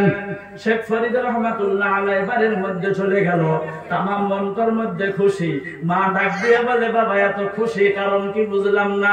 সন্তান ডাক দিয়ে বলে, মা না, আমার হাতের মধ্যে হাত লাগাইয়া অনেকগুলা শিক্ষিত মানুষ আজকে কালিমা গ্রহণ করেছে। মা ডাক দিয়ে বলে, বাবা অহংকার করিও না, তাকাব্বুরি করিও না, অহংকারে অধঃপতন হয়। কথা বলেন ঠিক কি নয়? বলে কেন? সন্তান বলে, মা কেন? বলে তুমি এত বড় হইয়া গেলা, তুমি তোমার জন্য হইতে পারো নাই। কেমন করে হলাম? বলে আমি মায়ের জন্য হয়েছ। মা তুমি বলো কি? তাহাজ্জুদ পড়ে আমি ঠান্ডার দিনে উঠিয়া ঠান্ডা পানি দিয়া ওযু করিয়া আল্লাহ আল্লাহ জিকির করি, আমি ইশরাক করি, আমি নামাজ পড়ি, আমি ইবাদত করি আমি। ও মা, আমি তোমার জন্য হইলাম। কেমন করে? বুঝলাম না, তুমি বুঝাইয়া বলো। মা ডাক দিয়া বলে, বাবা মনোযোগ দিয়া শোনো। তুমি যখন আমার পেটের মধ্যে ছিলে গো, আমার গর্ভের মধ্যে ছিলা, আল্লাহর কসম করে বলি, খোদার কসম করে বলি, একটা দিন আমি তাহাজ্জুদ নামাজ পড়া বাদ দেই নাই। জোরে বলেন সুবহানাল্লাহ। একদিন তাহাজ্জুদ নামাজ পড়া বাদ দেয় নাই গর্ভে সন্তান লইয়া। আমাদের মা ভগ্নীগণ ডেইলি তাহাজ্জুদ পড়ে গো। কথা বলেন না পড়ে গো? আমাদের গল্পরা দিয়ে তো পড়ে না, আপনাদের এখানে বোধহয় পড়ে। এখানে পড়ে না? পড়বো, একই জাতের মুসলমান আমরা, উল্টা পাল্টা তো আর নাই। এ বন্ধুগণ আমার, আমাদের মা ভগ্নীগণ গর্ভে সন্তান লইয়া খালি মোবাইলের মধ্যে ব্যস্ত, ইউটিউবের মধ্যে ব্যস্ত, সিরিয়ালের মধ্যে ব্যস্ত, ভজ গোবিন্দর মধ্যে ব্যস্ত, দুনিয়ার সিনেমা জগতের মধ্যে ব্যস্ত। কিছুদিন আগে একটা সিরিয়াল এসেছিল, রাস্তার মধ্যে ওই খবর, ঘরের মধ্যে ওই খবর, বাহিরে গেলে ওই খবর, খেতে পাথারে গেলে ওই খবর, পাকঘরে গেলেও ভাত খাওয়ার সময়ও খালি ওই খবর। কোনটা ছিল গো? হ্যাঁ, কিরণমালা। কিরণমালা যেখানে যাই ওইখানে খালি কিরণমালা। কথা কথা বলেন না কেন? বলছে না বলে নাই? বন্ধুগণ আমার, আমাদের মা ভগ্নিগণ গর্ভে সন্তান লইয়া এই গিলার মধ্যে ব্যস্ত, কিন্তু শেখ ফরিদের মা ডাক দিয়া বলে, বাবা তুমি গর্ভে থাকা অবস্থায় একটা দিন আমি তাহাজ্জুদ করা বাদ দেই নাই। আরো একবার জোরে বলেন না সুবহানাল্লাহ। বাবা শুধু তাই না, আমি প্রত্যেকদিন তাহাজ্জুদ করেছি, আল্লাহর কাছে হাত উত্তোলন করে দোয়া করেছি, মাবুদ গো আমার গর্ভে থেকে যে সন্তান আসুক না কেন, ছেলে নাই বা মেয়ে, আল্লাহ গো তুমি তোমার খাস বান্দা হিসাবে কবুল করে আনিও। মায়ের দোয়া আল্লাহ কবুল করে না করে না? জোরে বলেন, জোরে বলেন, করে না করে না? বন্ধুগণ আমার, মুসলমান ভাইয়েরা, আল্লাহর বান্দা নবীর উম্মতেরা গো, আল্লাহ মায়ের দোয়া কবুল করে আনিল। শেখ ফরিদ রহমাতুল্লাহ আলাইহি বিশ্বের জমিনের মধ্যে একজন বিখ্যাত মানব হিসেবে কবুল হইয়া গেল। আমাদের বাড়িতে ছেলে সন্তান হয় না 1 বছর 1.5 বছর, আমরা কই হাই রাঙ্গো গেদার বেরেন গো, কি হয়েছে? ওই একলাই সেটিং এ ঢোকে, 1.5 বছর ওই একলাই সেটিং এ ঢোকে, একলাই ইউটিউবে ঢোকে। এটা বেরেন না ভাই, আপনি বেরেন মনে করতেছেন, এটা বেরেন না। কারণ বড় পীর আব্দুল কাদের জিলানী রাহমাতুল্লাহ আলাইহি যদি তার মায়ের গর্ভে থেকে জন্ম নেওয়ার সময় আল্লাহর ফজল ও করমের দ্বারাই যদি 18 বছরের হাফিজ হইয়া জন্ম নিতে পারলো, আল্লাহ যদি দিতে পারলো, কারণ তার মা 18 বছরের হাফেজা ছিল, ডেইলি পড়ছে, মুখস্থ আল্লাহ করাইয়া দিছে। মুখস্থ করানোর মালিক কে? আল্লাহ। লাগে কোন? আল্লাহ। চলে বলেন আল্লাহ। আল্লাহ গর্ভে সন্তান কোরআন তেলাওয়াত করছেন, আল্লাহ মুখস্থ করাইয়া দিছে। আমাদের গর্ভে সন্তান মোবাইল টিভি সেটিং এ যায়, ইউটিউবে যায়, ফেসবুকে যায়, হোয়াটসঅ্যাপে যায়, ইনস্টাগ্রামে যায়, যেখানে যায় আমাদের সন্তান ভুলেই যায়। কথা বল না কেন? আরো জোরে কোন ঠিক কি না? আমাদের সন্তান ভুলেই যায়। আমরা কই হাই রে বেরেন গো, বেরেন না, গর্ভে থাকা অবস্থায় যা করছে তার এফেক্ট পড়ে যার উপরে। বন্ধুগণ আমার, আলোচনা লম্বা হইয়া যাইতেছে। শেখ ফরিদ রহমাতুল্লাহ আলাইহির মা ডাক দিয়া বলে, বাবা গো তুমি যখন জন্মগ্রহণ করলা গো, আল্লাহর কসম করে বলি, খোদার কসম করে বলি, একটা দিন আমি তোমাকে বুকের দুগ্ধ পান করাইছি, একটা দিন ওযু ছাড়া দুগ্ধ পান করাই নাই। জোরে বলেন সুবহানাল্লাহ। একদিন ওযু ছাড়া দুধ পান করা নাই। আঙ্গুরে মা ভগ্নিগণ ওযু কইরা কইরা দুধ খিলাইব। কথা বল না কে? ওযু করে খিলে গোলগর বোঝেন? গোলগর এখন তো, আগে তো আমরা ছোটবেলায় দেখছি আঙ্গুরে মা ভগ্নিগঞ্জে গোলগরে গেছে, ও পয়সা নিয়ে গেছে, খালি পায়ে গেছে, আর দিয়া গোবর পয়সা উঠে রাস্তায় নিয়ে ভাঙছে, তাই না? তাই ছিল না? এখন বর্তমান জামানার বউজি ধরেন, আপনার মেট্রিক পাস, টেট্রিক পাস, কতটা পাস, গোলগরে যাইব, পায়ে স্যান্ডেল, হাতে কোদাল বা পয়সা নিয়ে গোলগরে যায়। যদি গোবর কোদাল দিয়ে উড়ানোর সময় যদি না ওঠে, পাউডা গুতায় উঠায়। হাসা না? বেশি গেলেন আপনি বলি হেলে না, কিন্তু আমি গল্প করার কথা বলতেছি। প্রথমে গেছি একই জাতের মুসলমান আমরা। ইতিমধ্যে নাতি উঠছে, ভরিয়া এসে পায়, শাশুড়ি পায়, বৌমা নাতি উঠছে, চুপ করা। এদিকে তো এমনি মেজাজ গরম, গল করে ঢুকছি, এমনি মেজাজ পয়সা রয়েছে, লাগবো তাই নাতি উঠছে, হাতের পয়সা চাহিদা থুইয়া ঘরের ভিতরে যা কোণের মধ্যে নিয়ে বাইকেরা দিয়া খা, মরার খাওয়া খা, জন্মের মতো খা, কত খাবি খা, মরেও না, ওটার কোনো সময় ঘুমাই নাই। কয় না কয় না? বাস্তব কথা বলছি, কয় না কয় না? খালি আপনি বলেন তো, আমাদের সন্তান ভালো হয় কিভাবে? কিভাবে ভালো হয় আমার বন্ধুগণ, মুসলমান ভাইয়েরা? কিন্তু শেখ ফরিদের মা বলতেছেন, আমি প্রত্যেকদিন ওযু সহকারে তোমাকে বুকের দুগ্ধ পান করাইছি, একদিন বিনা ওযুতে দুগ্ধ পান করাই নাই। চিল্লাইয়া বলেন সুবহানাল্লাহ। গতিকে তাদের মা কেমন মা, আমাদের মা কেমন মা? মা যদি ইচ্ছা করে মায়ের মতো মা হইতে পারে। আপনাদের এই বরপেটা ডিস্ট্রিক্টের বাড়ি আলী আকবর বাগদি হুজুর, নাম শুনছেন? বরপেটা জেলার। তারপরে সিরাঙ্গের হাকিম মাওলানা আব্দুর রশিদ হুজুর আছে, খুব ভালো মানুষ, আমার শিক্ষাগুরু তারা। ওনাদের কাছে আমি বক্তব্য জগতে এসেছি। ইজ্জত আলী মন্ডল হুজুর চেনেন আপনারা? ইজ্জত হুজুর, তিনি হলেন আমার শিক্ষাগুরু। আজকে ওই হুজুরের দোয়া বা মেহনতের বদৌলতে আজকে এই পর্যন্ত আল্লাহ আনছেন আমাকে। তো বাগদি হুজুর আর হাকিম আব্দুর রশিদ হুজুর এক ধর্ম সবাই যা রাত থাকছে বাড়িতে যায় না, আগে তো গাড়ি ঘোড়া কম ছিল, রাত থাকছে। সকালবেলা মসজিদে নামাজ পড়ছে, এক বাড়িওয়ালা দাওয়াত দিছে, হুজুর চলেন আমাদের বাড়িতে চা নাস্তা খাইবেন। আমি যদি থাকি সকালে দেখা হলে দাওয়াত দিবেন না দিবেন না? দিবেন। আন্ধারা দাওয়াত দিবেন, দিবেন না নাই গো? এটাও করতে কিভাবে খানো না সামনে হুনি আমার বন্ধুকে দাওয়াত দিব। হুজুরে দাওয়াত দিছে, দুইজনই যাইতেছেন দাওয়াত খেয়ে। ছোট্ট একটা বাচ্চা অত সকালে রাস্তার মধ্যে দুলা বালুতে খেলাধুলা করে। বাগদে হুজুর সালাম দিছেন, বাবা আসসালামু আলাইকুম ওয়া রাহমাতুল্লাহ। সন্তান, ছোট্ট সন্তান, ভাষা খুব খারাপ ভাষা কইছে, যেটা মাইকটা কওয়া যাবে না, অত খারাপ ভাষা কইছে। মায়ে শুনছে, দৌড় ফেরে এসে সন্তান এগালে ওগালে থাপড়ায় আর কয়, কি কষ্ট না মেশে কয় কয় থাপড়ায়। হুজুরে কয়, মা মারেন কে? এটা তো ওর দোষ না, আন্ধারা তো বাড়িতে চাপার ফ্যাক্টরি খুলছেন, আন্ধারা বাড়িতে যা ব্যবহার করেন তাই সন্তানে শিখতেছে, এটা তো ওর দোষায় লাভ নাই। আমার বন্ধুগণ, আমাদের বাড়িতে সালাম কালামের আদান প্রদান নাই, টুডা ভাড়া কথা নিয়ে স্বামী স্ত্রীর মধ্যে নাড়াই বাজে, অল্প অল্প কথা নিয়ে। স্বামী স্ত্রী দুইজনই চাকরি করে, তো বিকালে বাড়িতে এসে ভাত রান্ধিছেন, সবজি বানাইছেন। স্ত্রী কয়, স্বামী খানা পিনা শেষ, মাথা পিসাইস, অল্প মুসুরিটা টানাইয়া দেন। স্বামীকে তো সাহস তো কম না, আমি এই মুসুরি টানাইবেন দিকে কম। সারাদিন স্কুল পড়াই, পোলাপানের সাথে চিল্লা চিল্লি করি।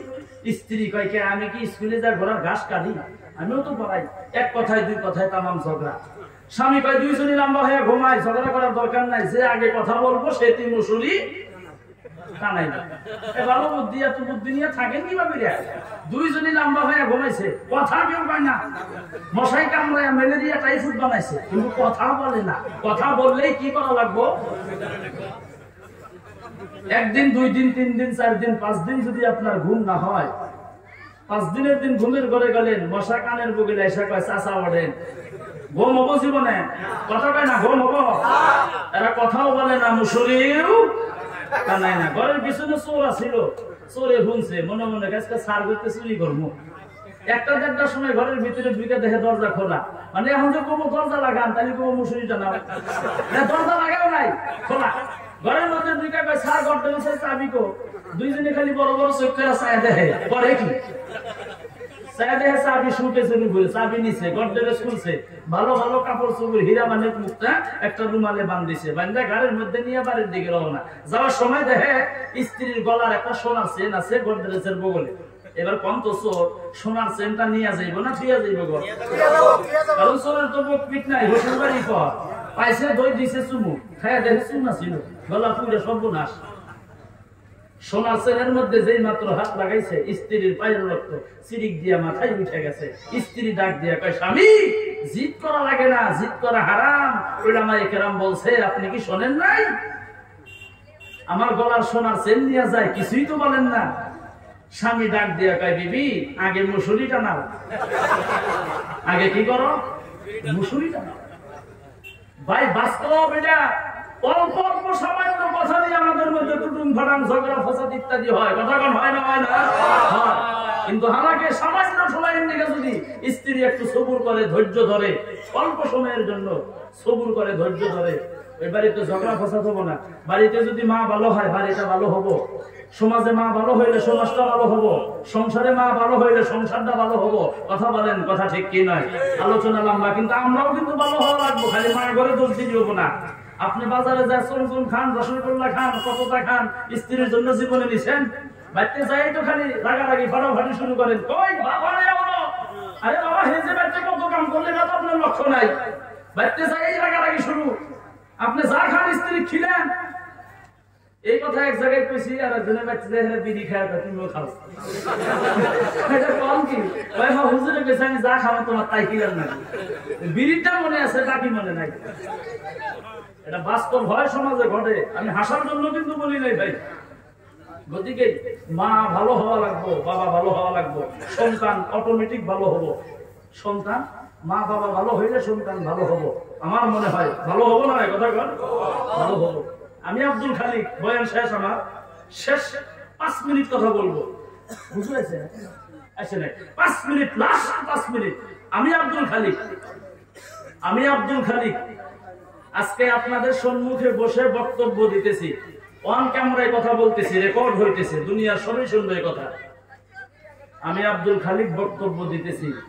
আজকের থেকে 12-13 বছর আগে আমি নিজে ইটা ভাটায় কাম করতাম। আমার মাথায় করে আমি ইটা টানতাম সংসার চালানোর নামে। কিছুদিন আগে মোটরসাইকেলের পিছনে বোরকার দোকান করতাম, ছোট ছোট কাপড়ের দোকান করতাম, বাজারে বাজারে নিয়ে বিক্রি করেছি। আজকে আপনাদের সম্মুখে কথা বলতেছি, এত দূর আসার পিছনের মূল মানুষটা হইল আমার একমাত্র শুধুমাত্র আল্লাহর রহমতে, আল্লাহর দয়ায়, আল্লাহর রহমতে, ফজল করমে, মা বাবার দুয়ার বদৌলতে আমি আব্দুল খালিক আজকে আপনাদের সম্মুখে কথা বলতেছি। আমি যখন মাদ্রাসায় পড়ি আমার বাবা আমাকে পয়সা দিতে পারেন নাই। প্রায় 40 কিলোমিটার রাস্তা হাইটে যায় মাত্র 10 টাকা দিচ্ছেন। বাবা মাটি কাটা হাজিরা করছেন। আমি বলতেছি না, আপনার অতীত মনে করেন আপনি। বাবা মাটি কাটা হাজিরা করছেন, সময় মতো এসে আবার হাজিরাও ধরছেন। ফজরের নামাজ পড়ে 10 টাকা দিছে। আমি বলছি বাবা চা খাইয়া যান, বাবার টাইম নেই। আবার এসে হাজিরা ধরছে। যদি কোনোদিন লেট হয়েছে, অন্যান্য কামলারা বলছে দেরি করলা কে, বলে আমার আব্দুল খালিক মাদ্রাসায় পড়ে, পয়সা দিবার গেছিলাম। তুমি মধ্যে মধ্যে খালি বাহানা করো, তাই না? বাহানা করো। বাবা কোনো জবাব দেন নাই, বিভিন্ন গালিগালাজ শুনে মাথা নিচের দিকে দিয়ে 2 চোখের পানি টপ টপ করে জমিনে ছাড়ছেন আর বলছেন, আল্লাহ যে যত কথাই বলুক না কেন, আমি আব্দুল খালিককে তোমার রাস্তায় দিয়েছি, কবুলের মালিক হইলা একমাত্র শুধুমাত্র আল্লাহ তুমি। আল্লাহ আজকে আপনাদের সম্মুখে আনছেন। আমি ধর্মসভা করি, বিভিন্ন জায়গায় যাই। বর্তমান আমি আজকেও আপনাদের এখানে তেজপুর থেকে এসেছি, বলা বাহুল্য তাও বললাম। বাবা খুব অসুস্থ অবস্থায় ছিলেন, বর্তমান নাই। বাবা খুব অসুস্থ অবস্থায় ছিলেন, বর্তমান বাবা নাই। আমি যেখানে গেছি ধর্মসভা করার জন্য, বাবা ফোন করে জিজ্ঞেস, আব্দুল খালিক খানা খাইছো, ভাত খাইছো, কি বা চাও, কোনে চাও, শরীরের যত্ন নিও, গাড়িটা লাহে লাহে চলাইবেন নিকে কইও, বা লাহে লাহে চলাইও। আমার বন্ধুগণ, বাবা অসুস্থ, বিছনার মধ্যে পড়া। রাত্রে 12টা, 1টা, 2টার সময় বাড়িতে আসছি। কিছু আপেল, আঙ্গুর, কাজু বাদাম, বেদানা কিনে নিয়ে বাড়িতে আইছি। রাতে 12টা, 1টা, 2টার সময় বাবার মাথার বগলে বৈশা বৈশা টক টক করে আপেল, আঙ্গুর, বাদাম গোলা খাওয়াইতাম। গাড়ির শব্দ পাইয়ে বাবা ঘর থেকে আওয়াজ দিছে, বাবা আব্দুল খালিক বোধহয় আইছে। হঠাৎ করে একদিন বৃহস্পতিবার দিন গত রাত্রে ফজরের নামাজ বাবা পড়ছেন। নামাজের পরে বলতেছেন ভালো লাগে না, শুইছেন বিছানায়। আমি বগলে বসা সূরা ইয়াসিন তেলাওয়াত করতেছি। করতে করতে করতে করতে বাবা শেষ নিঃশ্বাস লা ইলাহা ইল্লাল্লাহু মুহাম্মাদুর রাসূলুল্লাহ সাল্লাল্লাহু আলাইহি সাল্লাম পড়লেন আর দুনিয়া থেকে বিদায় নিলেন। আমার বন্ধুগণ, যে বাবা দুঃখের দিনের সাথী আমাদের আছিল, হাজিরা করে আমাদেরকে লেখাপড়া করাইতো, কষ্ট করে আমাদেরকে ভালো মন্দ খাওয়াইতো, নিজে পরিধান করেন নাই আমাদেরকে পরিধান করাইতো, দুঃখের দিনের সাথী এখন বর্তমান সুখ হয়ে গেল, শান্তি হয়ে গেল, বাড়ি হইল, গাড়ি হইল, সব হইল, কিন্তু দুঃখের দিনের সাথীকে সুখের সময় দুঃখের সাথী খেদমত করার সুযোগ আল্লাহ দিলেন না। আমার বন্ধুগণ, আমি বহুত বড় বেমারি। আমার ভাই, আমার বন্ধুবর হযরত মাওলানা আব্দুল মুকিত আহমেদ, আপনাদের আজকে মুখ্য অতিথি, উনি জানেন, অনেকেই জানেন, বহুত বড় বেমারি এই মুহূর্তে। আমি ব্রেন অপারেশন হয়েছি, পিছনে আমার বরাবর কাটা আছে মাথা। এই কিছুদিন আগে, 2 মাস আগে আমি একটা করে ইনজেকশন নিছি, 52,000 টাকা দাম, 6 মাসে 6টা, পাঞ্জাব যায় নিছি। 2 মাস ধরে শেষ। বাড়ির থেকে যখন বাড়াই, মা আছে বাড়িতে, পরশুদিন যখন বাড়ির থেকে বাড়াইছি, বিছনার মধ্যে জহরের পরে শোয়া আছি, মা মাথার নিকটে এসে মাথাটা ধরে হাত দিয়ে বলায় আর কয়, বাবা ধর্মসভায় যাইবে, লাহে লাহে কথা কইও, শরীরের যত্ন নিও। আমার তো মনে হয় তুমি বুঝিলে আমার আগে দুনিয়ার থেকে বিদায় হয়ে যায়। আমি বললাম, মা তুমি দোয়া করো আমি যাতে তোমার আগে দুনিয়ার থেকে যাই। মা 2 চোখের পানি জার জার করে ছেড়ে দিয়ে বললেন, বাবা তুমি বলো কি, তুমি যদি আমার আগে দুনিয়া থেকে বিদায় হও, আমার জানাজার নামাজ কে পড়াইব? লগে লগে কাপড়ের আঁচল উঠাইয়া দুইটা হাত উত্তোলন করে দোয়া করেন, আল্লাহ আমার যতদিন হায়াত আছে আমি আমার হায়াত আমার আব্দুল খালিককে দান করে দিলাম, ভিক্ষা দিয়ে দিলাম। আমাকে তুমি দুনিয়ার থেকে নিয়ে যাও, আমার আব্দুল খালিককে তুমি দুনিয়ার মধ্যে বাঁচাইয়া রাখো। আমিও কান্দি, মাও কান্দলেন। মা তুমি কি বলো, আমার তো বাবা নাই। এখন যদি তুমি দুনিয়ার থেকে বিদায় হও, আমি কাকে মা বলিয়া ডাকবো? আমি কার খেদমত করব?